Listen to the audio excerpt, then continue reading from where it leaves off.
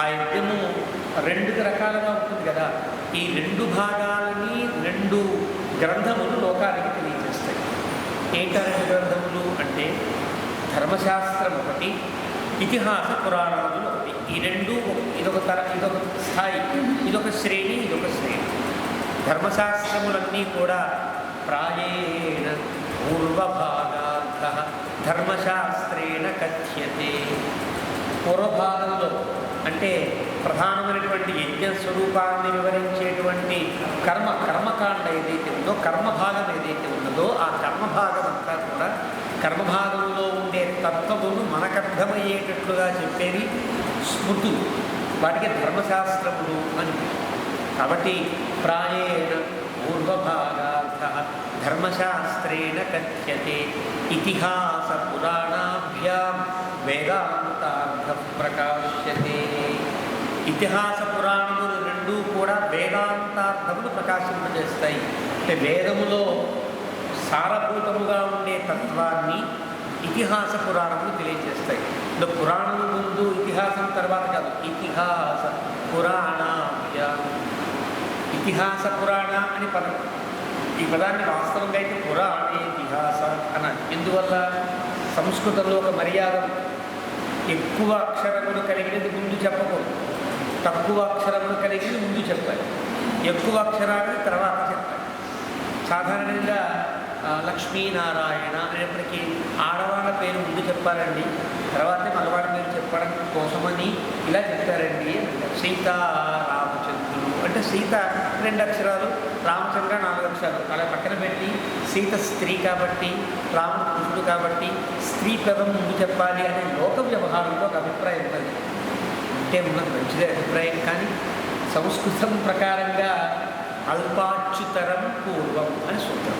అంటే తక్కువ చిన్న తక్కువ అక్షరములు, గురువులు కాని లఘు ఉన్నటువంటి పదవులు ముందు చెప్పి తర్వాత చెప్పాలి. మరి శివపార్వతులు అని అంటారు. అక్కడ పార్వతీ పరమేశ్వరులు అనొచ్చు కదా. శివపార్వతులు అంటే ఇప్పుడు శివుడు ముందు రాదా? కానీ ఆ నియమం ఇక్కడ వర్తించాలి. అల్పాక్షరం తక్కువ అక్షరాల ముందు, ఎక్కువ అక్షరాల తర్వాత చెప్పాలి. కానీ ఇక్కడ ఇతిహాస పురాణాభ్యా, పురాణ 3 పదములు 3 అక్షరములే, ఇతిహాస 4 అక్షరములు కదా. మరి దాని ముందు చెప్పి దీని తర్వాత చెప్పద్దా? కాదు. ప్రాధాన్యాన్ని పట్టి కూడా దీన్ని జాగ్రత్తగా గుర్తించాలి. అందుకనే ఈ అల్పాంతరం పూర్వం ఇంకో సూత్రంలో ఇలా చెప్పాలి అని నియమాన్ని చెప్తుంది. కాబట్టి ఇక్కడ పురాణముల కంటే చాలా ప్రధానమైనటువంటి ఒక ప్రామాణికములైనటువంటివి ఇతిహాసములు. కాబట్టి ముందు ఇతిహాసాన్ని చెప్పే, తర్వాత పురాణాన్ని చెప్పాలి. ఇది నియమం. ఆ నియమం ప్రకారంగా ఇతిహాస పురాణాభ్య, ఈ ఇతిహాసములు 2, ఈ 2 ఇతిహాసములలో ఏది పరమ ప్రామాణికమై విరాజిల్లేటువంటి ఇతిహాసం? మహాభారతం. ఇతిహాసము రెండింటిలో పరమ ప్రామాణికమైనది మహాభారతం. కానీ ఆ పరమ ప్రామాణికమైన అంశాన్ని చాలా మనోజ్ఞంగా, మనోహరంగా, భారతం చెప్పే తీరు కంటే హృదయంగమంగా చెప్పేది ఇతిహాసం కదా. కాబట్టి 2 ఇతిహాసములలో దేనికి ప్రాధాన్యాన్ని ఇవ్వాలి అంటే ప్రామాణికతకు భారతాన్ని తీసుకుని, మళ్ళీ రామాయణానికి అడ్డం వస్తూ ఉంటే మన పెద్దలంతా చాలా తమాషాగా భారతాన్ని కూడా ధర్మశాస్త్రంలో చేర్చేసేయండి, రామాయణం ఒకటే ఇతిహాసం అండి అని ప్రకటించేంత గొప్పది రామాయణం. భారతము 2 ఇతిహాసములే అయినా, ఇతిహాసము పరమ ప్రామాణికంగా పెద్దలు చెప్పిన భారతాన్ని కూడా ఇతిహాసంలో కాకుండా స్మృతి గ్రంథాల్లో చెప్పండి, రామాయణం ఒక్కటే ఇతిహాసం ఉంది, ఒకే ఇతిహాసం. ఇది ధర్మానికి ఒక గొప్ప రూపం, సత్యానికి అఖండ దీపం అని పెద్దలకి ఇస్తుంది. సత్యం యొక్క వెలిగే జ్యోతిలా ఉండేది రామ, ధర్మానికి ప్రతిరూపంగా ఉండేది రామ, వేదాంతార్థ స్వరూపం అని. ఆ ధర్మానికి రూపం, అర్థానికి సత్యానికి దీపం, వేదాంతానికి స్వరూపము అని రామాయణాన్ని పెద్దలంతా చాలా గొప్పగా సంభావిస్తారు. కారణం దీనిలో ఉండేటువంటి స్వారస్యం.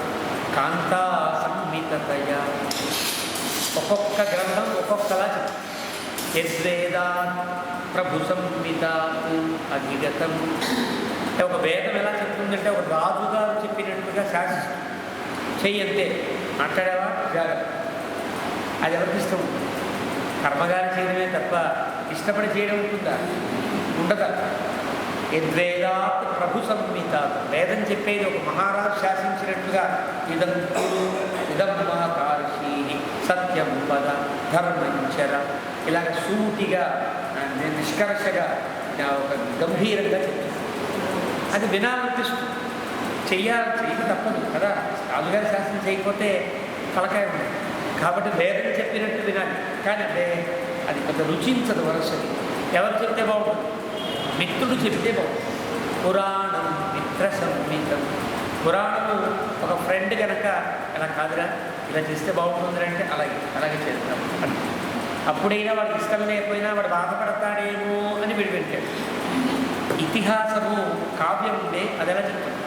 కాంతా సమ్మిశ్రితయ, ఒక అందమైన ప్రేయసి లేదా అందమైన ప్రియుడు అతను చెబితే ఇష్టమున్నా లేకపోయినా వాడు చెప్పిందే చాలా ఇష్టంగా, ఆమె చెప్పిందే చాలా ఇష్టంగా కష్టంగా చాలా ఇష్టంగా ప్రవర్తిస్తాడు కదా. అంటే ఒకడు ఒక ధర్మాచరణలో కానీ ఒక మంచి పని చేయడంలో కానీ ప్రవర్తించుట అనేది కాంత చెప్పినట్లుగా, కాంత అంటే మనోహరమైనది అని అర్థం. కాబట్టి రాజు చెప్పిన దానికంటే మిత్రులు చెప్పిన దానికంటే తాను అత్యంతము ఇష్టపడేటువంటి ఒక ప్రేయసి లేక ప్రియుడు చెప్పిన మాటకి ఎలా వినోదిస్తారో ఎలా పాటిస్తారో అలాగా ఇది కాంత సంబంధించింది. ఒక స్త్రీ చెప్పినట్టు, ఒక అందమైనటువంటి కాంత చెప్పినట్లుగా ఉండే కావ్యపు పద్ధతిలో వాల్మీకి వేదాన్ని అనుగ్రహించింది. కాబట్టి వినడానికి మనోహరం, తలవడానికి మనోజ్ఞం, హృదయంగమై మనం ఆచరించడానికి వీలుగా ఉండేది రామాయణం. కాబట్టి రామాయణం చాలా గొప్ప. ఎంత గొప్పది అంటే పరమశివుడు పార్వతితో చెప్తాడు, నిత్యం నేను పార్వతి ఏం చేస్తుంటాను కృష్ణ, నువ్వు చూస్తూనే ఉన్నావు కదా, నందీశ్వరాత్ శృణోమి ఇహ.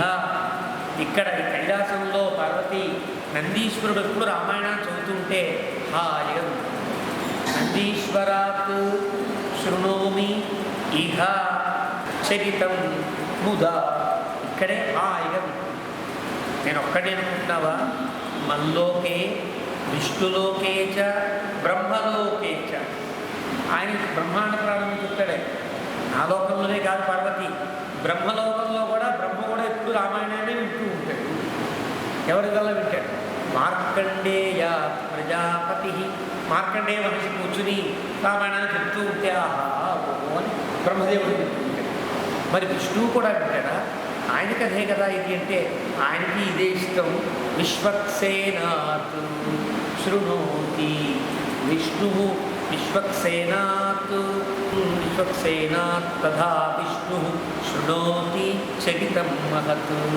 బ్రహ్మాండ పురాణము విశ్వక్సేనుడు ఎప్పుడు ఇదే పనే అలా చెబుతూ ఉంటే హాయిగా వింటుంటారు. అంటే త్రిమూర్తులమైన మేము ముగ్గురము కూడా అత్యంతంగా ఈడుపడి అంటే ఇష్టపడి వినే అద్భుతమైనటువంటి ఇతిహాసము రామాయణమని రామాయణాన్ని కీర్తిస్తారు.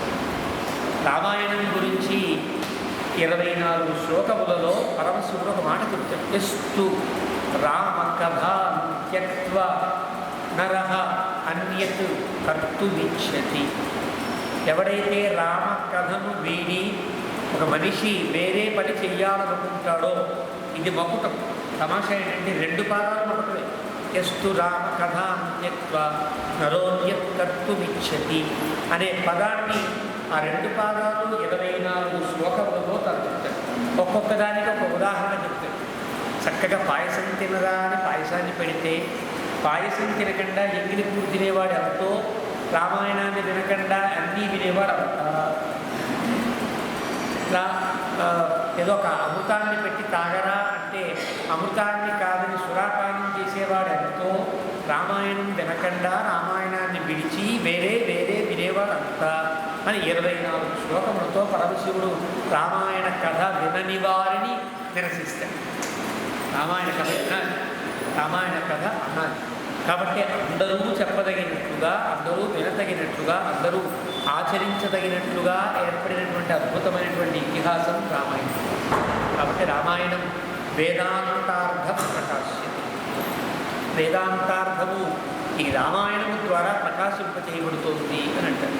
ఇది వేదాంతార్థ ప్రకాశకమైందా అని అంటే అయింది.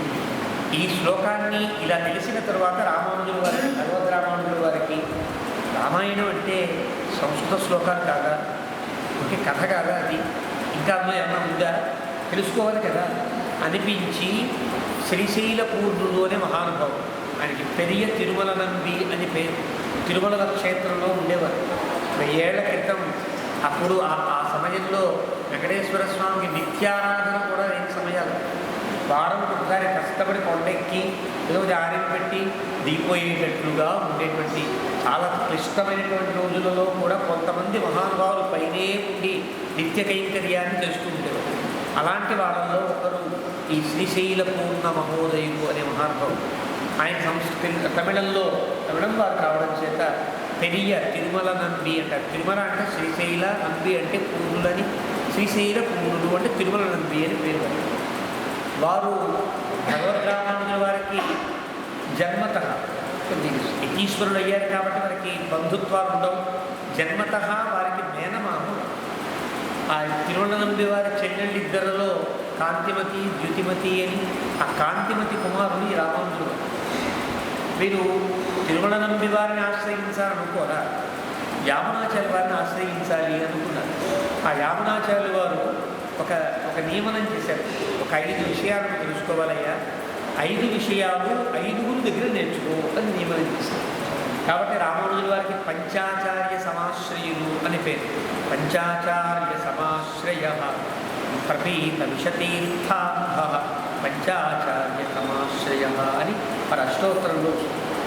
ఆ 5గురు గురువులలో కేవలం రామాయణము రహస్యములు చెప్పడానికే శ్రీశైలం కష్టపడి మీ దగ్గరికి వచ్చి రామాయణాన్ని నేను మీ దగ్గర అధ్యయనం చేయాలి అన్నారు. అప్పటికే వీరు యతీశ్వరుడు, గొప్ప పేరెన్ని కలిగిన వారు, గొప్ప అద్భుతమైనటువంటి ఒక తమ తేజ ప్రభావంతో అందరినీ శిష్యులుగా చేసుకోదగినటువంటి గొప్ప మూర్తిమత్వం కలిగిన భగవద్ రామానుజులు రామాయణం చదువుకోవడానికి, రామాయణం సంస్కృతాలు కదండి, శ్లోకార్థమవుతూనే ఉంటాయి అనుకోవడానికి అది వీలు లేదన్నమాట.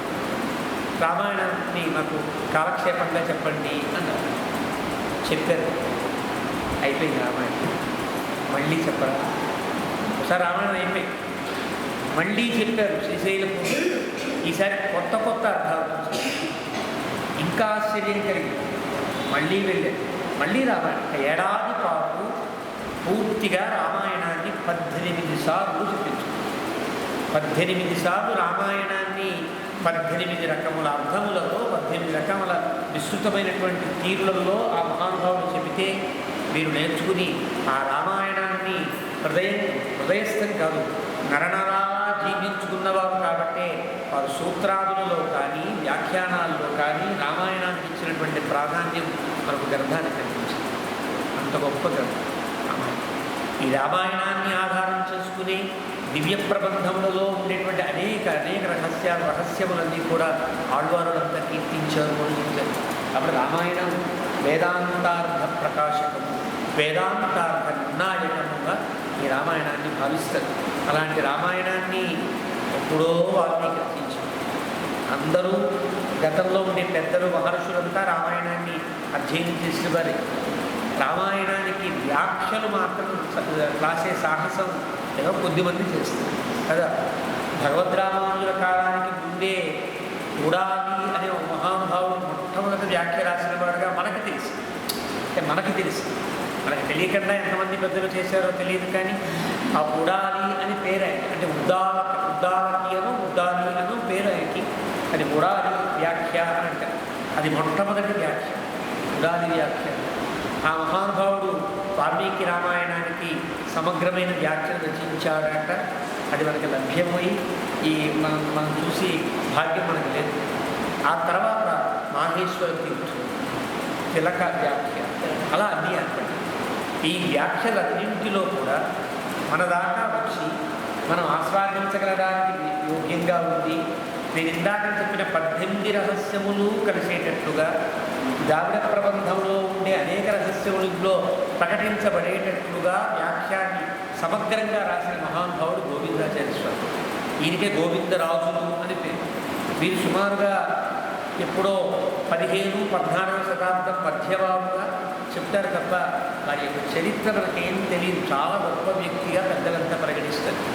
వాల్మీకి యొక్క హృదయాన్ని కనుక్కున్న వాళ్ళల్లో సార్వభౌముడీనా, వాల్మీకి హృదయాభిజ్ఞ సార్వభౌముడు అని గోవిందరాజుని వ్యాఖ్యానిస్తారు. అంత గొప్ప వ్యక్తి ఆయన రాసినటువంటి వ్యాఖ్య మనం ప్రధానమైనటువంటి తీరులో ఈ రామాయణాన్ని చెప్పుకుందాం అనుకుని దాన్ని ఒక చుక్కానిగా పెట్టుకుని దాన్ని ఒక ఆలంబనంగా చేసుకుని ప్రారంభించే ప్రయత్నం చేశాం. నిన్నటి రోజున రామాయణము వేదముతో సమానమని తెలుసుకున్నాం. ఈరోజు రామాయణము వేదాంతార్థ ప్రకాశకము అనే అంశాన్ని ప్రస్తావించుకుంటూ కొద్దిగా ప్రస్తావించుకున్న ప్రయత్నం చేశాం. రామాయణ వేద సమము అని చెప్పడానికి మరొక ఉపపత్తిని కూడా పెద్దలు చెప్తారు. ఇది గాయత్రీ మంత్రార్థ ప్రకాశం. గాయత్రీ మంత్రం ఎంత గొప్పదో మనకు తెలుసు. నమామ వేదమాతరం, వేదములకు తల్లి అని అంటారు. తల్లి అంటే ఆవిడే కన్నది వేదములన్నింటినీ అని అర్థం కాదు. వేదములలో వివిధములుగా ఉండే ఛందస్సులన్నింటికీ మూలమైన ఛందస్సు గాయత్రీ ఛందస్సు. ఇక్కడ ఆ గాయత్రీ ఛందస్సుని వేదమాతరం అంటారు. ఆ వేదమాతరం అంటే వేదములకు తల్లి వంటి గాయత్రీ ఛందస్సుకి అనుష్టువై అష్టాక్షరై అనుష్టుపు అనేటువంటి సూత్రం చేత 8 అక్షరములు కలుపుకుంటే అనుష్టుప్ ఛందస్సే. అనుష్టుప్ ఛందస్సులో భగవంతుని యొక్క స్తోత్రములన్నీ వేదములో అక్కడక్కడ చెప్పబడినటువంటి భగవతత్వ ప్రతిపాదకములైన శ్లోకములు కూడా అనుష్టుప్ ఛందస్సులో వేదం వాడి అది అనుష్టుప్పుగా మనం పరిగణించేటట్టుగా ఉండదు. వేదములలో ఉండేటువంటి ఆ శ్లోకం. శ్లోకం అంటే మంత్రమని మనం చెప్పుకున్నాం కదా.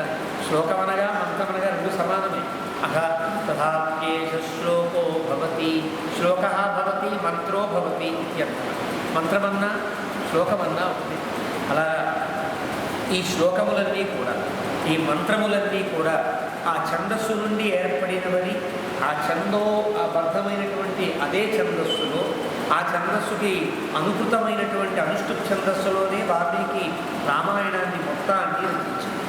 అంటే ఇంకా ఛందస్సులు వాడలేదా అంటే ప్రధానమైన ఛందస్సు అనుష్ఠుప్ ఛందస్సులో సాగింది. ఈ వాల్మీకి రామాయణానికి ఆది కావ్యము అని పేరు. ఆది కావ్యం అంటే మొట్టమొదటి కావ్యము. కావ్యమునకు ఉండే లక్షణములన్నీ తర్వాత నాటక లక్షణ హస్తకోశాల గ్రంథాలలో పెద్దలంతా చెప్పారు.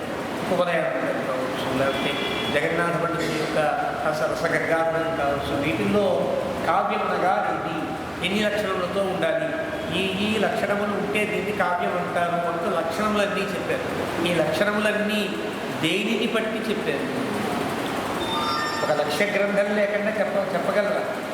ఆది కావ్యము రామాయణం కావడం చేత రామాయణంలో వాల్మీకి ఏ రకమైన వర్ణనలు చేశాను, ఎన్ని రకములైన వర్ణనలు చేశాను, నాయకుని ఎలా కీర్తించను, నాయకుని తర్వాత ఉపనాయకునిగా ఉండే వ్యక్తి యొక్క లక్షణం ఎట్లా చెప్పాను, ఇవన్నీ దృష్టిలో పెట్టుకుని కావ్యములకు లక్షణములు తర్వాత కాలంలో అంటే సాహిత్యములకు ఒక కావ్యపరమైన సాహిత్య లోకానికి కూడా లక్షణ గ్రంథముగా రామాయణాన్ని చెప్తారు. రామాయణము వేదముల యొక్క అర్థాన్ని చెప్పేదిగా వేదార్థ ప్రతిపాదన. లౌకికములైన కావ్యములు, నాటకములు, రూపకములు ఇవన్నీ ఎలా ఉండాలో కూడా మళ్ళీ కావ్యాన్ని చూసి నేర్చుకోవాలి. ఆ కావ్యం ఆది కావ్యమై రామాయణం ఆధారమైంది కాబట్టి పరం కవీనాం ఆధారం.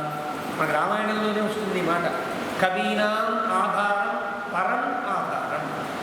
తరువాతి కవులందరికీ గొప్ప ఆధారం ఈ కావ్యము. ఇది రామాయణ కావ్యం. దీని కావ్యం అనవచ్చునా అని వాల్మీకి ఏం పేరు పెట్టలేదు కదా. కావ్యం అంటే తాను చెప్పారు. కవికృతమైనది ఇది అని రామాయణ విధం కావ్యం ఆది కావ్యం విధం ద్వార్షం అనేక సందర్భాల్లో దీన్ని కావ్యముగా చెప్పారు. ఆ వాల్మీకి చెప్పిన కావ్య పదము ఎక్కడిది అంటే వేదములకు సంబంధించినటువంటి అంశం.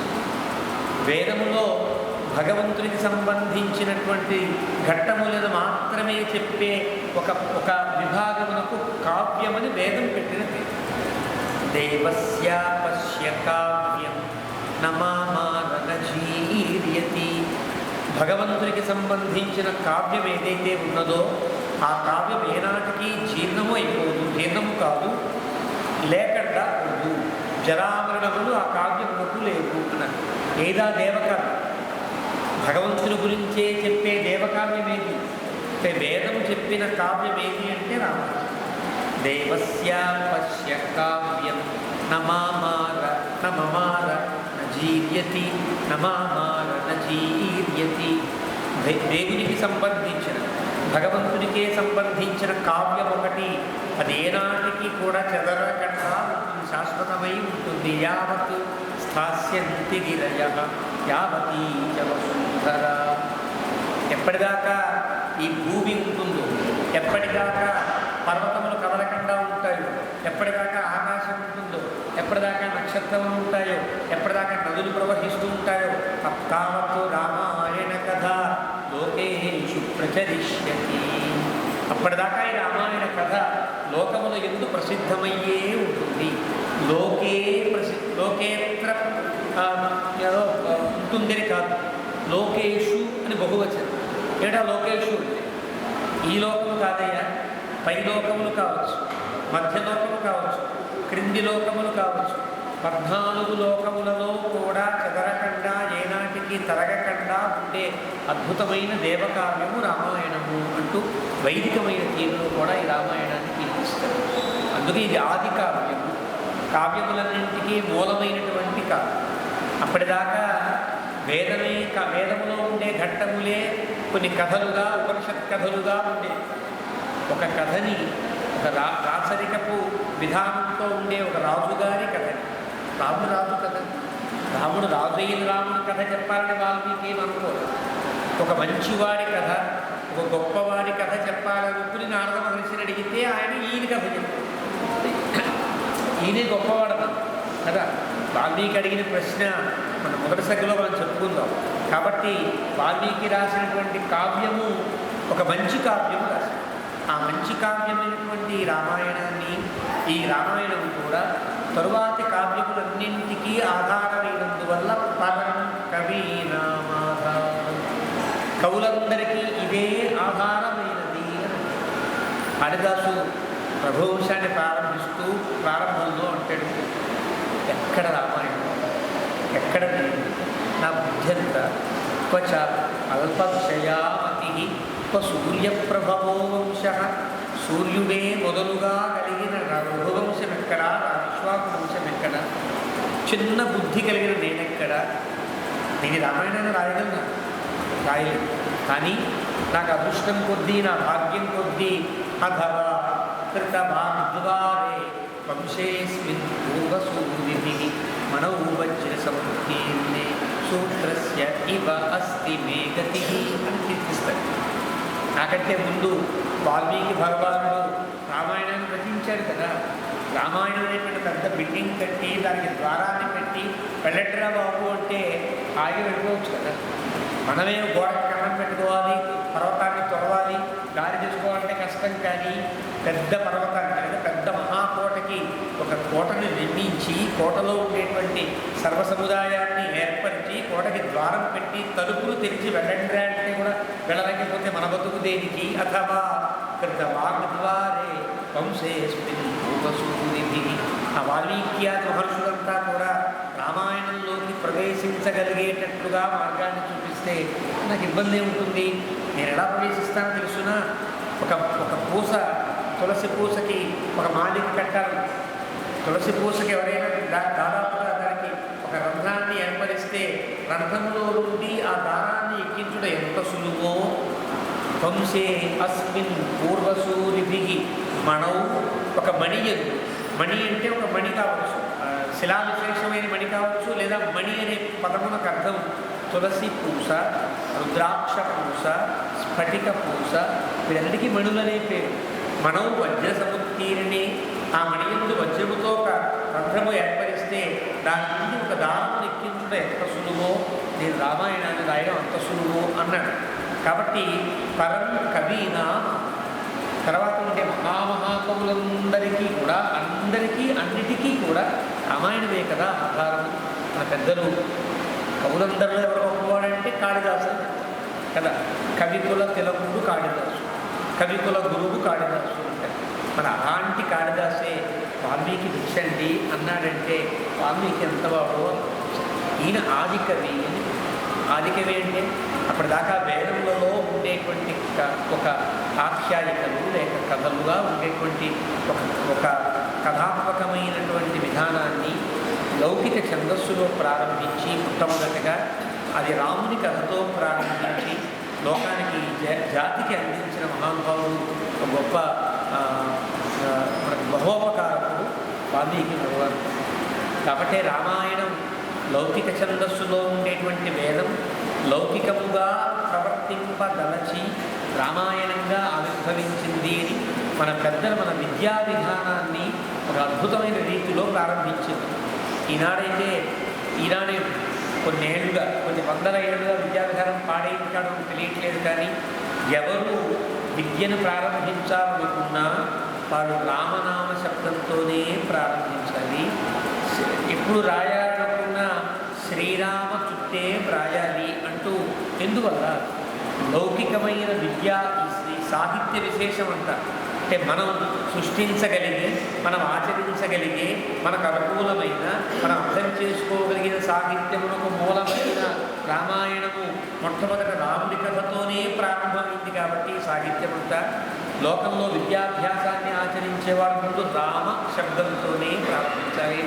చిన్నప్పుడు అక్షరార్థించడానికి అక్షరాభ్యాసము అనేటువంటి పదం ఉండేది కాదు. వాస్తవం లిపితో ఉండే ఆ అలవాటు తక్కువ ఉండేది కదా. గతంలో లిపి రాయాలి, పుస్తకాలు రాసుకోవాలి అందరికీ ఉండే కదా. అందరికీ అక్షర స్వీకారమే ఉండేది. అక్షర స్వీకారం అంటే అర్థం గురువుగారు చెప్తుంటే వినడమే. ఏం ప్రారంభిస్తారు గురువుగారు? మొట్టమొదటి కూర్చోబెట్టి అకారాంత పుల్లింగో రామ శబ్ద రాముడు రామ రాము రామ అని ప్రారంభించారు. ఇది విద్యాభ్యాసానికి మూలం. ఈనాటి కూడా కొంచెం శైక్షికంగా లేదా గురుకుల పద్ధతిలో నేర్చుకునేవారు రామశబ్దంతోనే ప్రారంభాన్ని చేస్తారు. కాబట్టి అలాగ విద్యా విధానానికి మౌలికంగా ఈ రామాయణం ఏర్పడింది. కాబట్టి రామకథ అన్నింటికీ ఆధారమై పరం కవీనాం ఆధారం. అలాంటి రామకథ చాలా గొప్ప కథ. ఆ కథని ఈరోజే ప్రారంభించాలి అనుకున్నాం. ఈరోజు ప్రారంభించాలనుకున్నప్పటికీ కూడా ఒక మొదటి శ్లోకమే చాలాసేపు తపస్వాధ్యాయ నిరతం అనే శ్లోకాన్ని సుమారు 1-2 గంటలు చెప్పుకున్నా తనివి తీరనంత తరగనంత అర్థ సంపన్నత కలిగినటువంటిది. కాబట్టి ఈరోజు కాకుండా మనం రేపటి రోజున తపస్వాధ్యాయ నిరతం అనేటువంటి శ్లోకంతో రామాయణాన్ని ప్రారంభించే ప్రయత్నం చేద్దాం. ఇలాంటి అద్భుతమైనటువంటి అవకాశాన్ని మనకు ప్రసాదించినటువంటి రామచంద్ర మహాప్రభు దివ్య పాదారంభ సన్నిధిలో ప్రణమిల్లుతూ ఏవమే తత్పురావృత్తం ఆఖ్యానం అగ్రవస్తువ ప్రవ్యాహరత విశ్రద్ధం బలం విష్ణో ప్రవర్ధత రామస్తేషాం జయస్తేషాం కుతస్తేషాం పరాభవః ఏషాగ్నిరస్యామో హృదయస్థో జనార్దనః కాలే వర్షతు పర్జన్యః సుధీసస్యశాలినీ నిశ్చూయం శోభరహితః బ్రాహ్మణాः సంతు నిర్భయాः కావేరీ వర్ధతాం కాలే కాలే వర్షతు వాసవః శ్రీరంగనాథో జయతు శ్రీరంగశ్రీశ్చ వర్ధతాం స్వస్తి ప్రజాభ్యః పరిపాలయంతాం న్యాయేన మార్గేణ మహీం మహీషాః గోబ్రాహ్మణేభ్యः శుభమస్తు నిత్యం లోకాः సమస్తాः సుఖినో